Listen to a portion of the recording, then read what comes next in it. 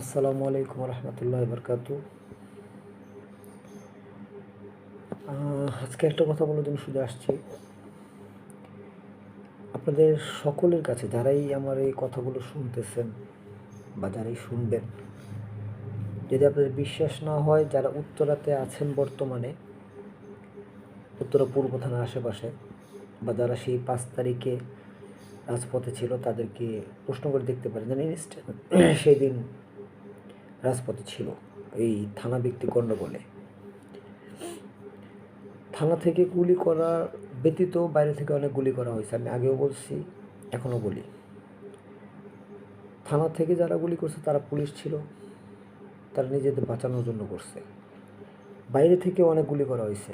থানা থেকে একটা করলে বাইরে থেকে 3-4টা করা হয়েছে, এবং ওই 3-4টাতে মানুষ ডেড হয়েছে। থানার একটা গুলিতে যদি একজন আহত বা নিহত হয়ে থাকে, বাইরের গুলিতে অন্তপক্ষে 10 জন হয়েছে।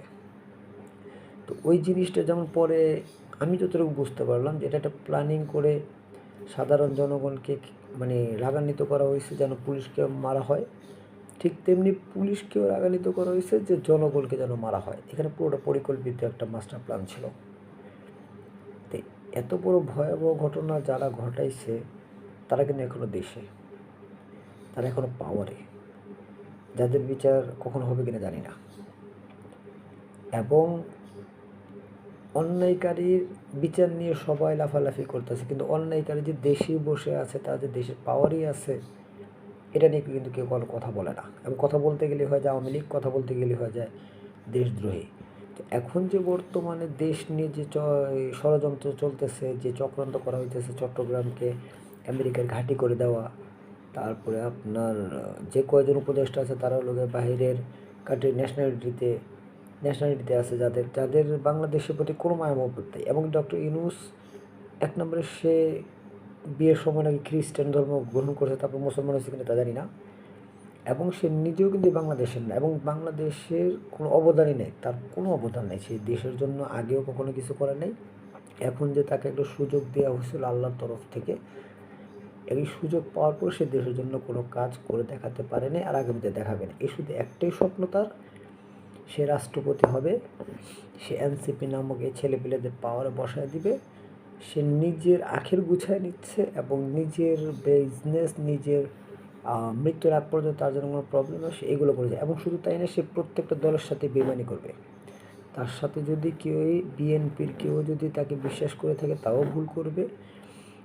যেই করুক, জামাত বলেন, বিএনপি বলেন, জাতীয় পার্টি বলেন, যে এদের উপরে ভরসা করবে তাদের সাথে এই বেইমানি করবে। কেননা সুদখোরের রক্তের ভিতরে বেইমানি থাকে, এদের ভিতরে কোনো বুকপিট নেই, এদের ভিতরে কোনো মানে দেওয়া নেই।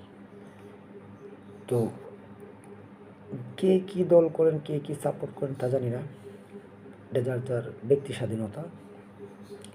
যদি কেউ বিএনপি করে থাকেন বা আমার কথা শুনে থাকেন, তাদের কাছে অনুরোধ, তারেক সাহেবকেও এই সুদ করে ভালো চোখে দেখে না। তারেক সাহেবকে আসতে যে মানে চাইবে না সহজে তারেক সাহেবকে নির্বাচনে জয়লাভ করানো, এটাও তার ভিতরে কখনোই পাবেন বলে মনে হয় না।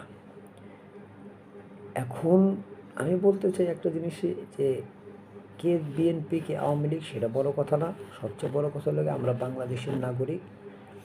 আমাদের যদি দেশপ্রেম, দেশ ভালোবাসা যদি আমাদের ভিতরে থাকে, আমাদেরকে এক হয়ে বর্তমানে এই অন্যায়ের বিরুদ্ধে লড়তে হবে।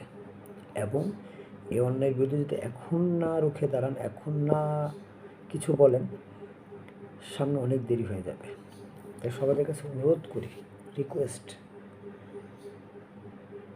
আল্লাহর কাছে সবাই দোয়া করেন যেন অন্যায় থেকে আমাদের বিরত রাখে, আর এই অন্যের মোকাবেলা করার জন্য আমাদের যেন আল্লাহ সাহস দেয়।